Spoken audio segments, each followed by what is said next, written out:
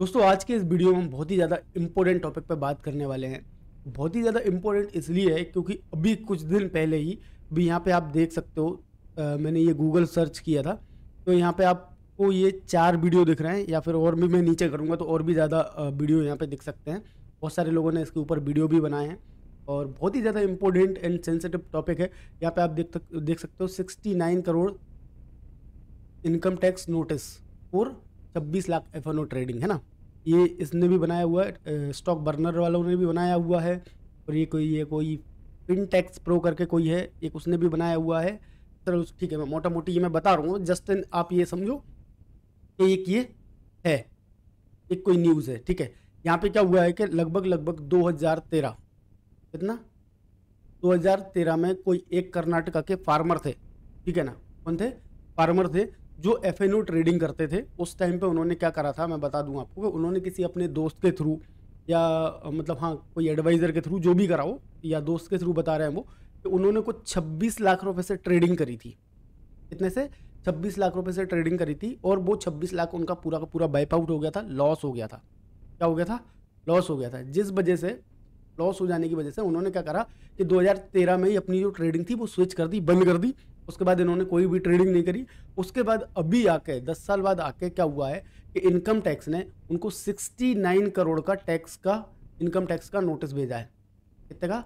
69 करोड़ का। ठीक है, अब इसमें होता क्या है ये भी मैं मोटा मोटी बता दूं। इसमें ये होता है कि पहले इनकम टैक्स वालों ने क्या करा था, ये फार्मर थे, इनकम टैक्स वालों ने क्या करा था कि भाई इनको ईमेल्स भेजे, कांटेक्ट करने की कोशिश की पर हुई नहीं। तो काफ़ी दिन तक इन्होंने ये करा और इन्होंने क्या करा था कि ये 26 लाख के लॉस करने के लिए एफ&ओ ट्रेडिंग की होगी। तो आपको अच्छे से ही पता है कि भाई हम भले ही 10,000 रुपये से ट्रेडिंग करते हैं, कितने से? 10,000 रुपये से ट्रेडिंग करते हैं, पर दिन में हम 10 ट्रेड मार लेते हैं। ठीक है ना। और टर्नओवर कैलकुलेट होता है लॉट साइज पे, लॉट पे टर्नओवर कैलकुलेट होता है कि भाई अपना जो लॉट है 75 का है तो अपन ने कितने लॉट मारे, उसके हिसाब से जो अपना टर्नओवर है। आप 10,000 की ट्रेडिंग भी करोगे ना तो टर्नओवर पे आप जाके देखोगे दिन भर में आपका 2 लाख रुपए का कहीं ना कहीं टर्नओवर हो जाता है।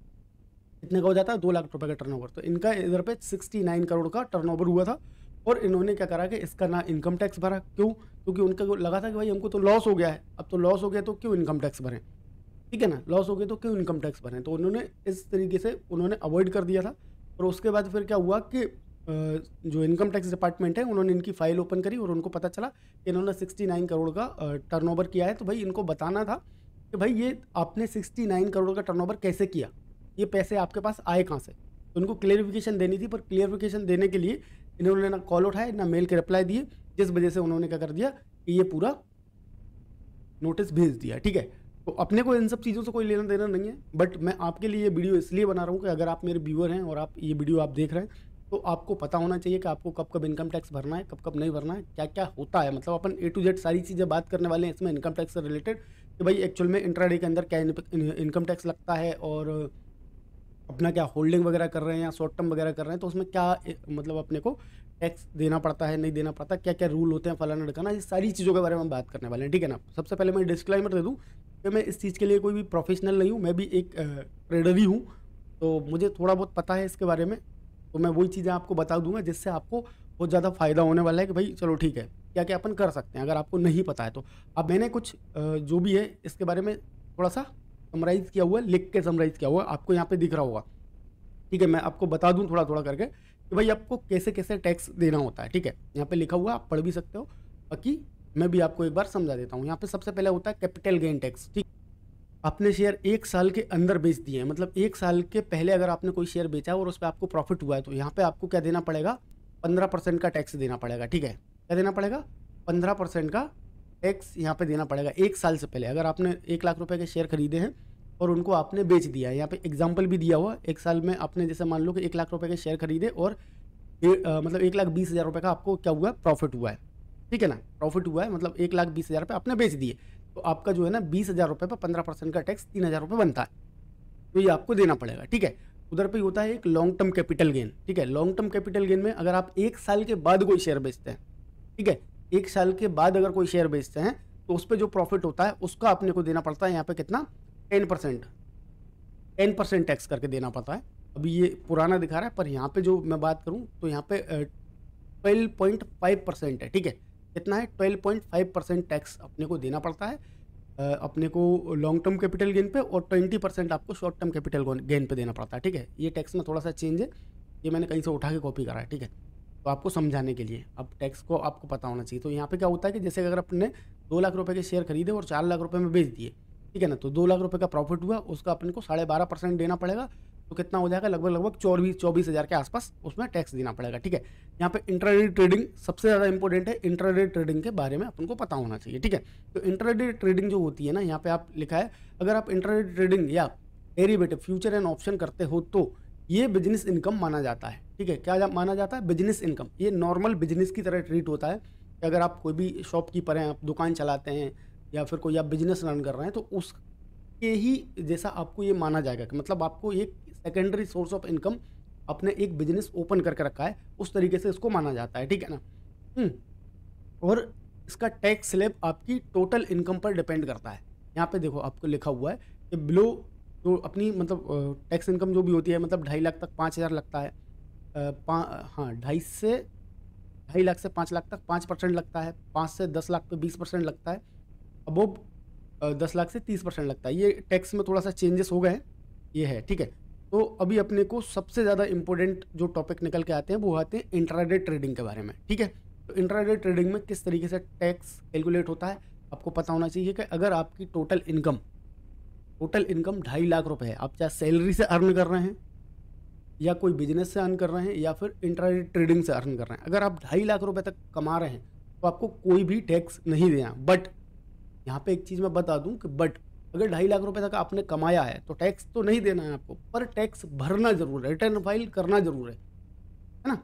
अगर 2.5 लाख रुपए से ज़्यादा कमा रहे हैं तब आपको टैक्स देना पड़ेगा, ठीक है ना। जो भी अभी आज के टाइम पे जो स्लैब्स चल रहे हैं, 2 स्लैब चल रहे हैं, ओल्ड स्लैब भी चल रहा है, एक न्यू स्लैब भी चल रहा है, ठीक है ना।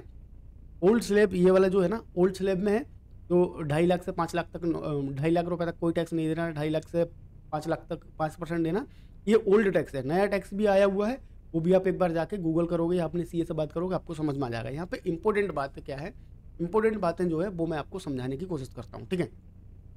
यहाँ पे ये सारे एग्जांपल लिखे हुए हैं, जैसे कि आपने 2.5 लाख रुपए तक का नो टैक्स देना है ना। ट्रेडिंग में प्रॉफिट किस तरीके से होता है, ट्रेडिंग प्रॉफिट जैसे अगर 2.5 लाख रुपए का प्रॉफिट, 2 लाख रुपए का आपको प्रॉफिट है, 3 लाख रुपए की आपकी सैलरी है ना, तो टोटल हो जाती है 5 लाख। तो 5 लाख के हिसाब से आपको कितना 5% देना है। जैसे ट्रेडिंग में प्रॉफिट हुआ आपको 5 लाख का और 8 लाख की आपको सैलरी मिली तो 13 लाख पे आपको टैक्स देना है। इस तरीके से आपका जो टैक्स कैलकुलेट होगा। इसमें आपको देखो बेनिफिट क्या क्या मिलते हैं अगर आप ट्रेडिंग करते हैं तो, ठीक है। ये अपने काम की चीज़ है, इसको अपन को देखना है। देखो expense allow for the deduction what can be deduct, ठीक है। इसमें क्या होता है कि जैसे अगर आप ट्रेडिंग कर रहे हैं, ठीक है ना, ट्रेडिंग कर रहे हैं, इसमें आपको थोड़ा सा क्या बेनिफिट मिल जाता है, क्या बेनिफिट मिल जाता है मैं आपको बता दूं कि जैसे आप ट्रेडिंग कर रहे हैं, बिजनेस से सीधी सी बात है, इन लोगों ने क्या माना है, स्पेकुलेटिव बिजनेस है, ये स्पेकुलेटिव इनकम की तरह इसको ट्रीट किया जाता है। मतलब कोई भी है भाई बिजनेस है अपना, या फिर इनकी भाषा में तो सट्टा बाजारी भी होती है कि भाई आप दिन भर खरीद के बेच रहे हो तो उसको सट्टा बाजारी बोलते हैं, तो उस हिसाब से ये लोग मानते हैं। तो बट इसमें आपको क्या देते हैं कि जैसे अगर आपने 5 लाख रुपए कमाया है, टोटल आपका जो PNL है, ठीक है ना, कितने का है 50,000 का मान लो, 50,000 रुपये का टोटल जो है PNL है अपना, तो मतलब प्रॉफिट अपने को टोटल आ रहा है 50,000 रुपये का, ठीक है। तो उसमें आप क्या क्या डिडक्ट करवा सकते हो, जैसे आपने पूरे साल में जो भी ट्रेडिंग करी है उसमें अपने को अपना ब्रोकरेज लगाए, ठीक है ना, तो इसका अपने पास एक प्रूफ होना चाहिए। आजकल के टाइम पे अपन 2025 में बात कर रहे हैं, आजकल के टाइम पे अपना जो ब्रोकर होता है वहाँ से अपन PNL स्टेटमेंट निकालेंगे तो यहाँ वहाँ पे सारी चीज़ें पहले से ही मेंशन होती हैं, ठीक है। तो ये अपने को ये मिल जाएगा। जो भी STD चार्ज अपने लगे हैं वो भी डिडक्ट हो जाएंगे। इंटरनेट का बिल आपने साल भर में हो सकता है 1,000 रुपये महीने का इंटरनेट लगा के रखा है, ठीक है, कितने का 1,000 रुपये महीने का इंटरनेट लगा के रखा है, 12 महीने के अंदर आपको 12,000 रुपये इंटरनेट का है, तो ये एक्सपेंस है। इसके लिए आपको क्या करना पड़ेगा, सबसे पहले मैं बता दूं, जो भी जैसे ब्रोकरेज है, STD है, ये तो आपके PNL स्टेटमेंट में निकल के आ जाते हैं। आप जब भी इनकम टैक्स भरने जाओगे तो PNL स्टेटमेंट निकालोगे तो ये आपको आ जाएंगे, ठीक है।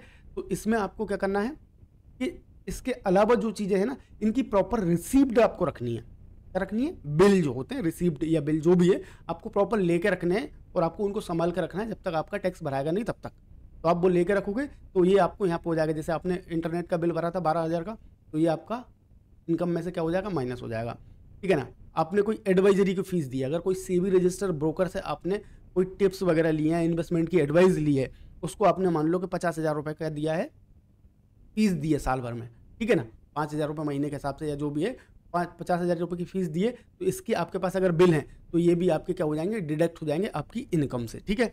दूसरी चीज़ है अदर ट्रेडिंग रिलेटेड एक्सपेंसेस। जैसे आपने अदर ट्रेडिंग एग्जाम्पल के लिए यहाँ पे लिखा है, चलो ये नहीं, मैं बता देता हूँ अदर जो ट्रेडिंग के एक्सपेंस होते हैं वो क्या क्या हो सकते हैं आपके पास।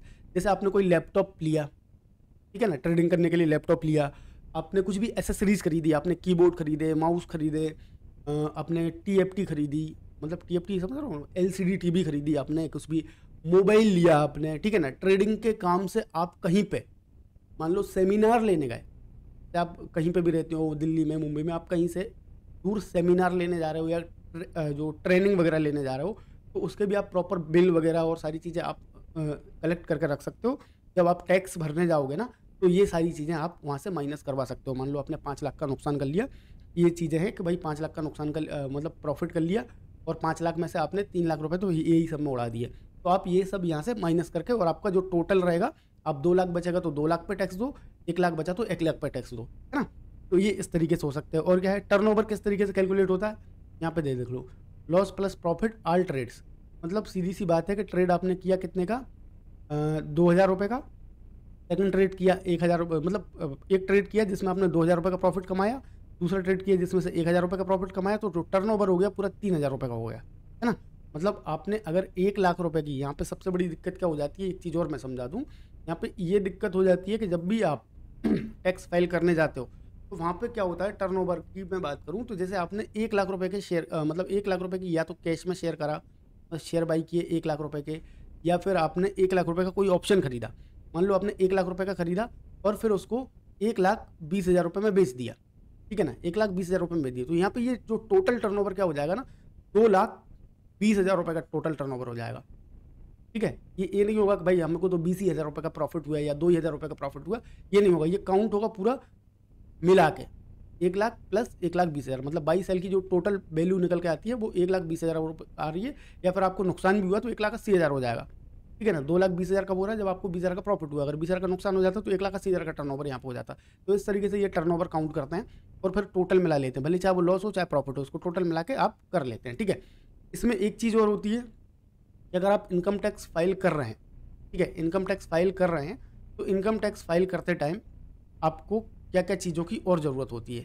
ठीक है, यहाँ पे एक चीज़ आप ध्यान रखो कि अगर आपका टर्नओवर, ठीक है, अगर आपका टर्नओवर कैश में, मतलब इंट्राडे के अंदर या ऑप्शन वगैरह के अंदर, अगर आपका टर्नओवर 10 करोड़ तक का होता है, कितने का, 10 करोड़ तक का टर्नओवर होता है, तब आपको ज़रूरत नहीं पड़ती है ऑडिट की। यहाँ पे लिखा हुआ ऑडिट, यहाँ पे लिखा हुआ ऑडिट, है ना, यहीं पे कहीं पे एक कॉलम लिखा होगा ऑडिट का, कि आपको ऑडिट की ज़रूरत कब पड़ती है। आपको अगर 10 करोड़ तक का टर्नओवर अगर हुआ है, 10 करोड़ तक का टर्नओवर हुआ है, तो आपको ऑडिट की ज़रूरत नहीं पड़ेगी। अगर 10 करोड़ से प्लस आपका टर्नओवर हो गया तो आपको एक ऑडिट भी करवानी पड़ेगी।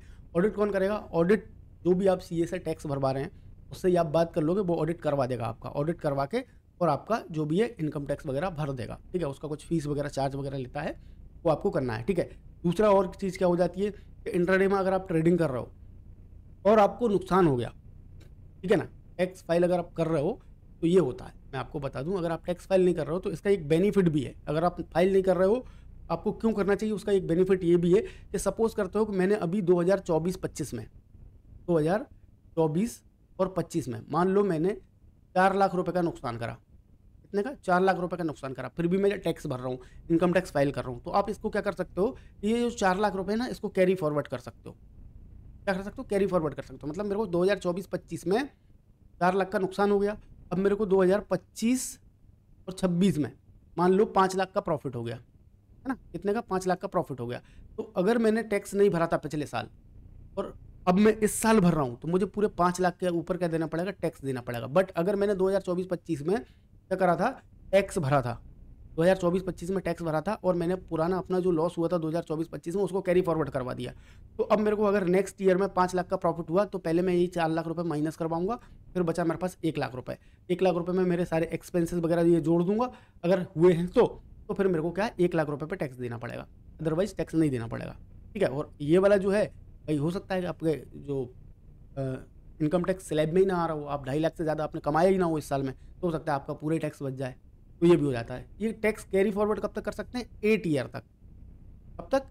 8 ईयर तक आप अपना जो टैक्स है उसको कैरी फॉरवर्ड कर सकते हैं। मतलब आपको इस साल 8 लाख का हुआ, अगली साल 2 लाख का हुआ, फिर 1 लाख का हुआ, जितने का भी लॉस हुआ आप ईयर बाई ईयर इसको क्या कर सकते हो? कैरी फॉरवर्ड कर सकते हो। 8 साल में आप कहीं से भी, ऐसा नहीं आप ट्रेडिंग से, है ना, ट्रेडिंग से आप कोई अदर बिजनेस करके भी, आप कोई अदर बिजनेस करके भी अगर प्रॉफिट बना रहे हैं तो भी आप ये क्या हो सकता है, जो लॉस है ना उसको मैनेज कर सकते हैं। मतलब आप उसमें एड ऑन कर सकते हैं कि भाई मेरे को ये 8 लाख रुपए का नुकसान हुआ था, अभी मैंने 4 लाख रुपए कमाए, तो अभी मेरे को कोई टैक्स नहीं देना, मेरा 4 लाख का लॉस और बचा जो कि मैं अगली साल कमा के इसको भी सेटल कर दूंगा, देन फिर मेरे को जो प्रॉफिट होगा मैं उस पर टैक्स भरूंगा। ठीक है, तो ये कि फ़ायदा है कि आपको टैक्स अगर भर रहे हैं, आप टैक्स भर रहे हैं तो आपको क्या होना होता है कि इसका एक बेनिफिट ये मिल जाता है कि आप अपना जो लॉस है वो क्या कर सकते हो? कैरी फॉरवर्ड कर सकते हो। ठीक है ना, ये चीज़ हो गई। और कुछ पॉइंट बचा है क्या? तो आई यहाँ पे लिखा है क्या?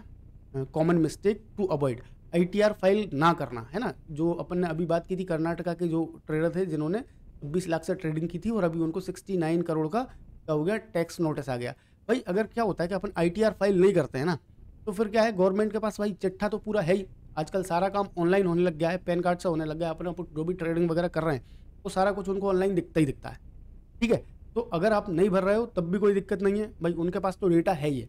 वो जब भी डेटा खोलेंगे फिर आपको फिर दिक्कतें होने वाली हैं, और हो सकता है नोटिस आ गया तो फिर तो लंका लग जाएगी। तो उससे बेटर है कि भाई आप क्या करो कि भाई इनकम टैक्स भर दो, कोई भी सीए पकड़ लो। नहीं है सीए तो मेरे को कमेंट करो, मैं आपको एक सीए सजेस्ट कर दूंगा।